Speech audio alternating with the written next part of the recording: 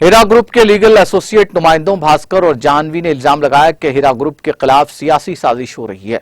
कुछ लोगों ने सीईओ नोहरा शेख के जायज कारोबार को उनके खिलाफ शिकायत करने की साजिश करार दिया। इस सिलसिले में पीर को हैदरगुड़ा में मुनक्किदा एक प्रेस कॉन्फ्रेंस में उन्होंने बताया कि इन्फोर्समेंट डायरेक्टोरेट ने इन झूठी शिकायत पर उनकी तंजीम की असासे जब्त कर लिए हैं। उन्होंने कहा कि इस मसले को सीईओ नोहरा शेख ने सुप्रीम कोर्ट से रुजू किया है, जहां वो इस मामले पर कानूनी जंग लड़ रही हैं।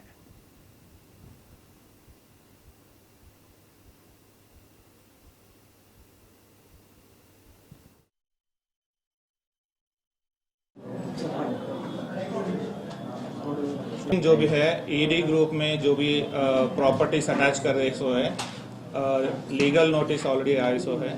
तो अभी और भी प्रॉपर्टीज अटैच हो रहा है बोल के जो भी बाहर जो बोल रहे हैं वो पूरा गलत है।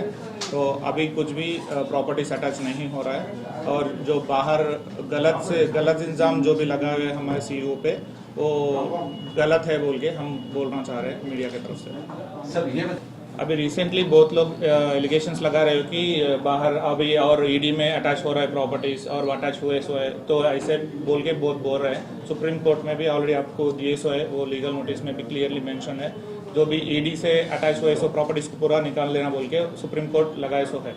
और भी प्रॉपर्टीज अटैच हो रहा है बोल के जो बोल रहे हैं अभी बाहर गलत इल्जाम लगा रहे हैं, तो ये सही बात नहीं है बोल के जो हम बोल रहे हैं।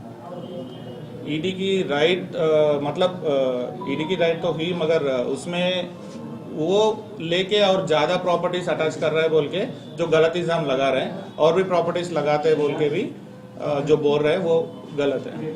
सामने क्यों नहीं आ रहे बोले तो वो भी टाइम आएगा, सामने आएगा कंपलसरी, तो पब्लिक को भी आंसर बोले।